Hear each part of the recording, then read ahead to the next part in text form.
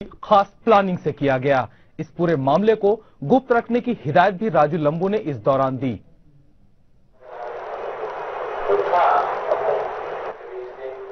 अभी की जो स्थिति है तुमको मैं भी मुझे इस काम को अंजाम देना है, तो मैं भी समझता हूं इस काम को मैं कैसे अंजाम दे पाऊं। आज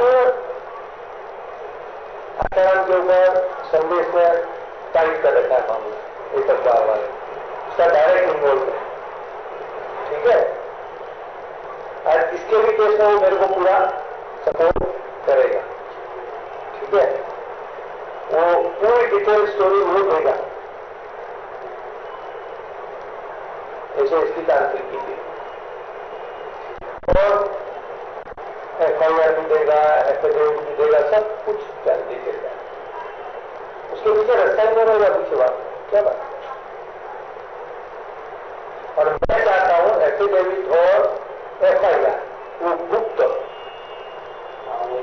मैं वो चीज चाहता हूं। हमारे ग्रुप में मैं क्या बोल रहा हूँ, बोला था इसमें ग्रुप में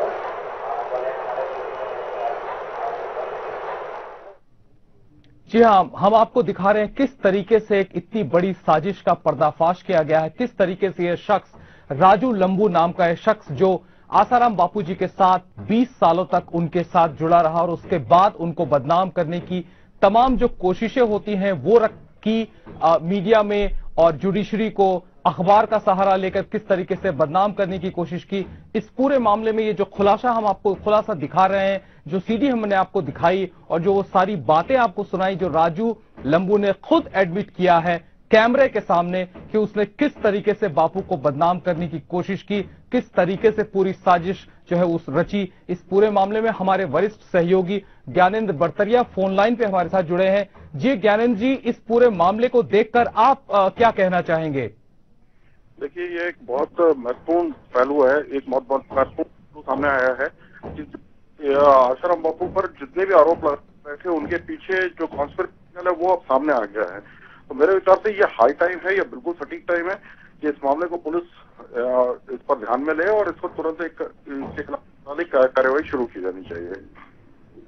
ज्ञानेंद्र जी, इस पूरे मामले में मीडिया का जिस तरीके से इस्तेमाल किया गया है, न्यूज चैनल्स का जिक्र किया गया है, जाहिर सी बात है टीआरपी गेन करने के लिए इस तरह की खबरों को मसाला लेके बढ़ाया जाता है और इस पूरे मामले को राजू लंबू नाम के शख्स ने बखूबी अंजाम दिया।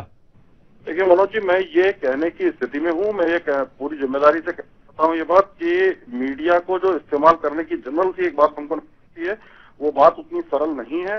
बात पूरी गहरी साजिश की है और जैसा कि पहले भी ये बात कही जा चुकी है कि एक व्यापक साजिश चलती है।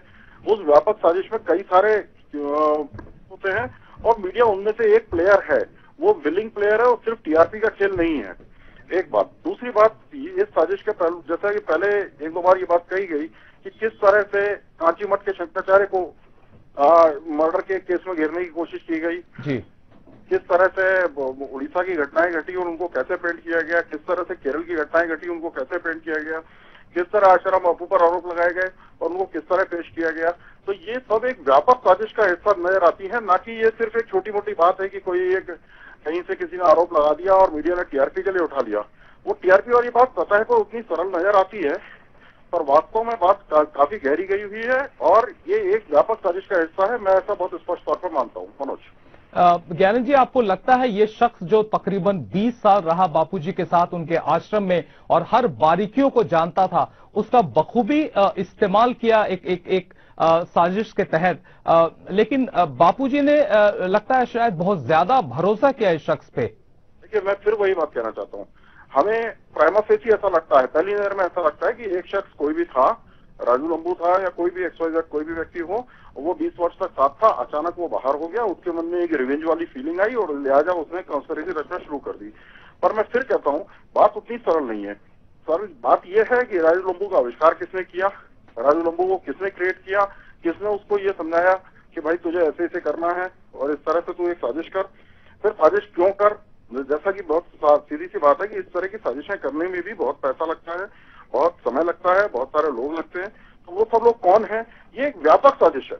मेरा बहुत, जो आपने सीधी में बात कही, जो बातें सामने दिखाई गई, उनको देख के बहुत स्पष्ट लग रहा है कि ये व्यापक साजिश का हिस्सा है और इसकी पूरी तरह जांच होनी चाहिए।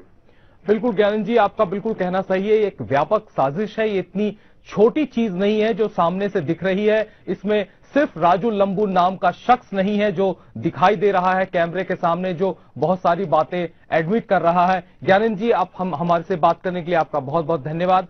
फिलहाल जिस तरीके से हम दिखा रहे थे, इस पूरी साजिश में बड़ौदा के बदनाम झोला छाप वैद्य अमृत भाई प्रजापति भी शामिल हैं। राजू लंबू लगातार आश्रम के खिलाफ साजिश रचता रहा। यही वजह रही कि आश्रम की ट्रस्ट ने राजू लंबू से इस्तीफा ले लिया, जिसकी वजह से उसके दिल में बदला लेने की भावना बढ़ गई।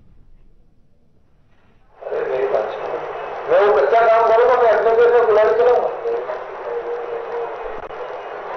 यार मुझे मालूम है कौन किस ग्रुप में है, कौन कैसे वर्क कर रहा है। हमारे को 20 साल का, मैं उनके भी इधर आश्रम का ट्रस्टी था, ये वो जानते हैं। उन्होंने, उनको मालूम है कि इसमें ये चीजें 4 चीजें देख रखी है, ये मेरा ये नुकसान कर सकता है, ये सब उनको मालूम है।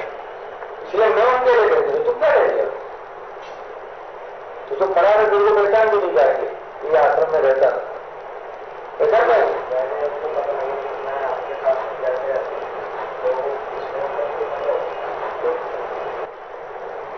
खतरा क्यों से होता है? पहले ये समझा।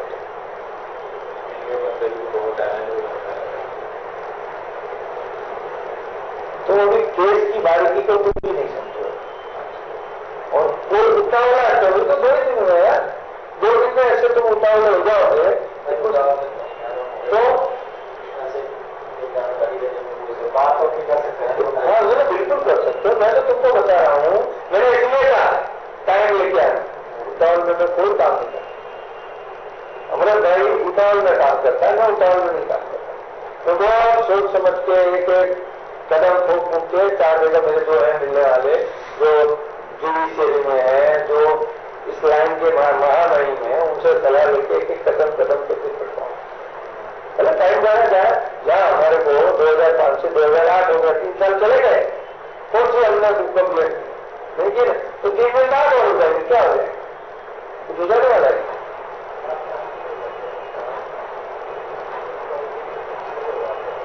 ऐसा नहीं है, उन सबके ट्रस्टों से मेरे को बाहर करके जब बैठे थे ठीक है, ठीक है, मैं कुछ नहीं कर सकता ना। संत श्री आसाराम बापूजी के आश्रमों पर गंदी नजर रखने वाला राजू लंबू एक बड़ी साजिश करने में जुटा है। मैं आश्रम छोड़ रहा हूं और मैं आश्रम में जहां जहां भी जिस चीज पर कोई कार्यरत था वहां से मुझे श्रम किया जाएगा। आज के बाद मेरा वहां कोई फिजिकल रूप से या दूसरे किसी रूप से मेरा कोई दखलंदाज नहीं जाएगा। इस तरह का एक लेटर लेके हम कर सकते हैं, पूरा हो गया। वो मैं करूं केस, उसकी इंक्वायरी हो, और जब जाके शुरू होता वो क्यों मैं बदलम कर दिया, वो तो उनके ट्रस्टों की प्रॉपर्टी का मालिक है। ट्रस्ट के अंदर आप ट्रस्टी हो, उससे तो आपको फायदा नहीं होगा। क्यों?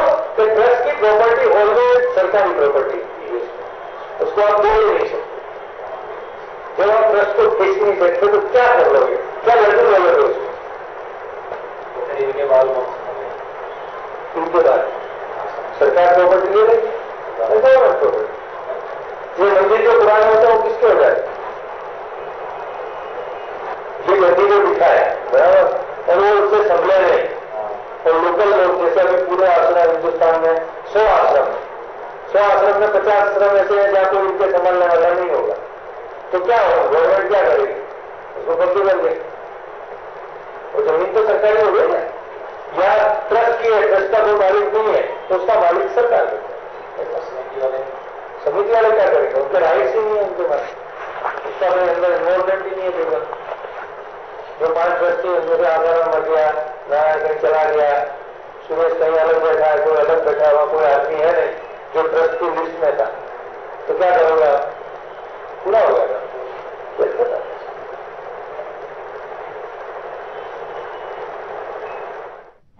आपने खुद देखा जिस तरीके से यह खुलासा ये शख्स